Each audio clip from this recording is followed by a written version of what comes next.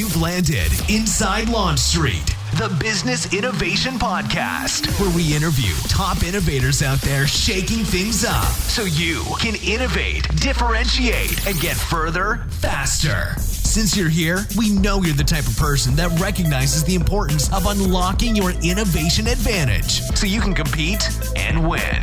And now, your host, the person that has worked with leading companies like Disney, Procter & Gamble, Aero Electronics, the U.S. Army Research Labs, and Red Robin on upping their innovation advantage. Tamara Gontor.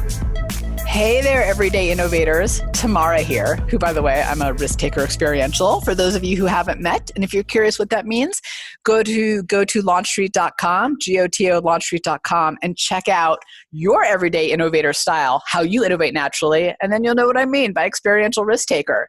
More importantly, I kind of want to know what you are, so let me know once you get there. Take the assessment. Takes you 5 minutes, and you'll discover how you innovate. Now, I think today's podcast will clarify or maybe spotlight why I feel so strongly that how you innovate and why you innovate is so important to each of us as we move through this crazy world. This podcast is a little bit different. Some could call it a rant, some could call it just sharing. I'm not really sure, but what I do know is that I wanted to do a follow-up to Matthew's question earlier in the week. He asked that incredible question or was struggling with, software taking over some of his job. And I'd made the comment that the gap between kind of robot and human is shrinking. And it actually had me up at night, not just because of Matthew facing it, but because this realization that, wow, this is something that a lot of us are facing. For those of you that missed Tuesday's podcast, I highly recommend that you go back and listen to it because Matthew shared his question about software now being able to do what his job used to be, basically like these generated reports that he used to be paid to do. Now software is doing it. And he was asking where's his relevancy? Where's his value in all this? And, as I kind of briefly mentioned in answering that, there's this ever shrinking gap between technology and humanity. So it had me up at night and it had me thinking, and it made me realize that I want to go a lot deeper on this topic. And I want to talk about how it's impacting us and then how to find that opportunity for value within that on a much bigger scale in terms of how do we leverage what's happening around us. So like I said, I wanted to dig deeper and tackle something that I know is deeply personal and real for a lot of us. And that it's that ever-shrinking gap, as I said, between technology and humanity. I mean, the digital world, the power of technology, artificial intelligence, oh my gosh, it can now do things that I never dreamed while playing my 4-color Simon Says game as a kid.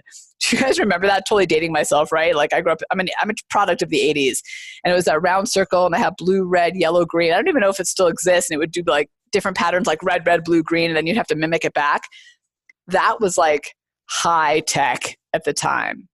And, we don't have to wait almost 50 years for us to go, oh my gosh, I can't believe what technology is going to do, because that rate of change is accelerating, right? The pace that we're dealing with it is accelerating. So I guarantee you that in 6 months, a year, we're going to be saying, I can't believe technology can do that. It's just happening so fast. And for most of us, this kind of realization is becoming very true. And in fact, I recently read a stat from McKinsey saying, for 6 out of 10 jobs, technology can already do 30% of it. Here's the thing about that too, by the way. It's happening at all levels.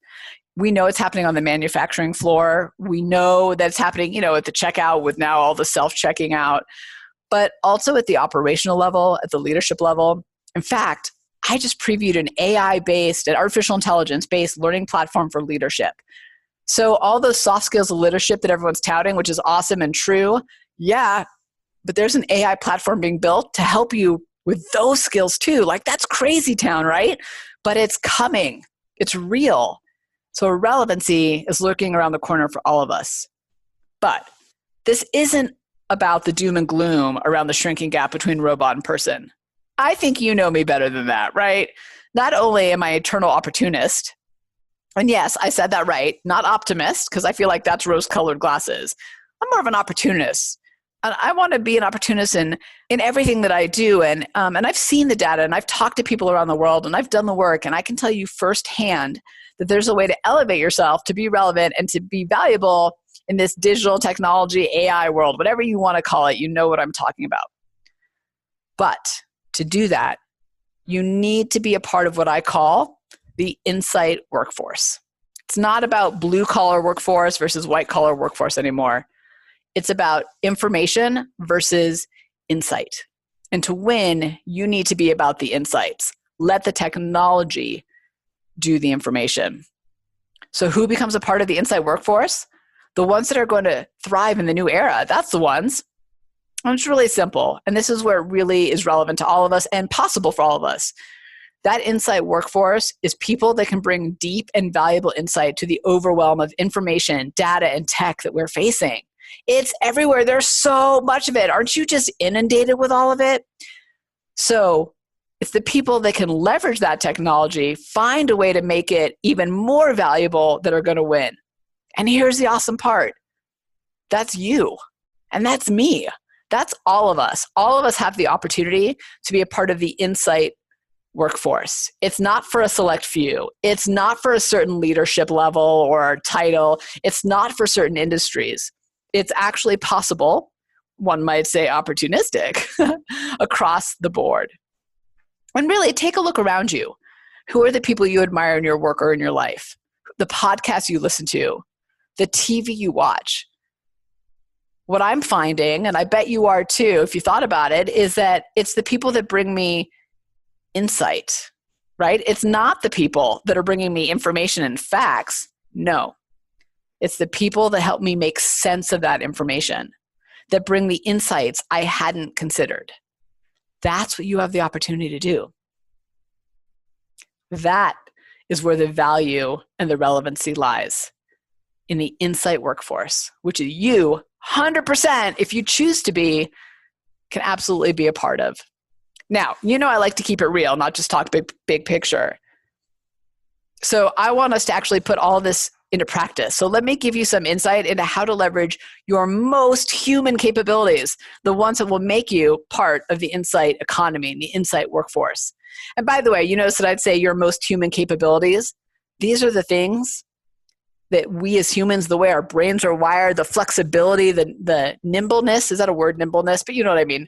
The pliability of our brains, this is part of kind of what allows us to stand out. It's how innovative we are, really. So let me give you, let's see, what did I write down here? 1, 2, 3 ways to make it real for you, to make you a part of the insight workforce, to be that innovative voice in your work, in your life, and in your community. So the first one is never present the facts, always present the insights.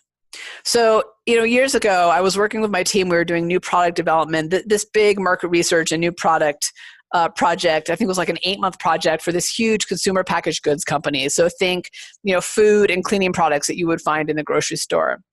And I remember sitting there with my team, and we were going through what we had created and were presenting to the clients. And it basically was the different segments of their customers. So we had kind of done all this research, and then we were presenting to them who we thought their customers were. So something didn't sit right with me, but I couldn't put my finger on it. I loved the information. I thought it was right. I thought it was a good starting point. So, but something wasn't sitting right. So we fly to our clients. We go and present this information. And halfway through the presentation, it dawns on me that, oh my gosh, we are presenting information, not insights. We're not talking about what to do with this information we found. We're just presenting the information itself. And that's not good enough. They didn't pay us $250,000 to tell them who their customer was. They were paying us to tell them what to do about the fact that that's their customer.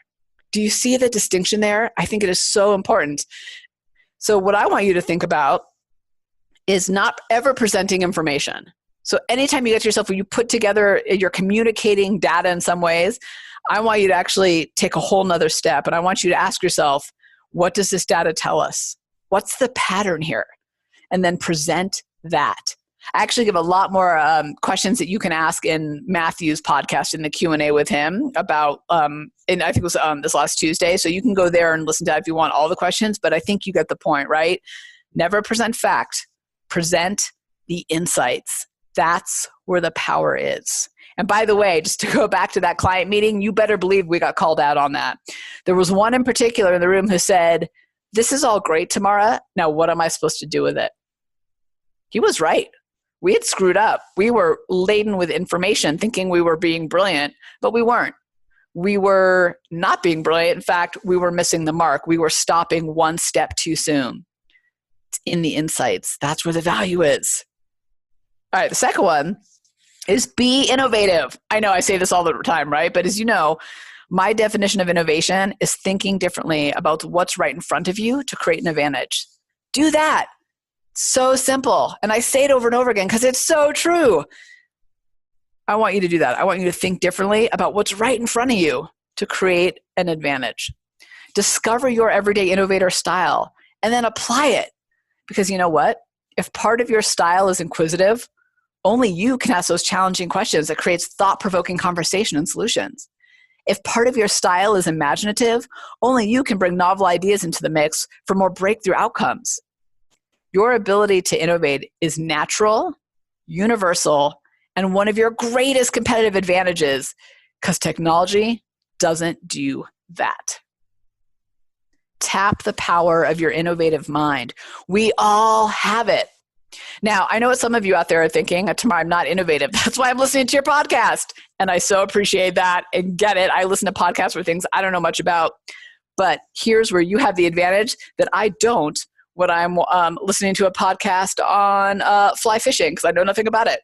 Here's the thing. We all have the ability to innovate. It's natural within us. Some of us have just shut it down for so long. It's a little weak and dormant, but it's always possible to strengthen and get back. While your brain is not technically a muscle, it does act like one in this way. And the more you exercise it, the more innovative it gets. And the other thing to understand about that is the structure for intelligence and the structure for innovation in your mind are actually different. And that's amazing for people like me because my intelligence is meh, but I can still be innovative, right?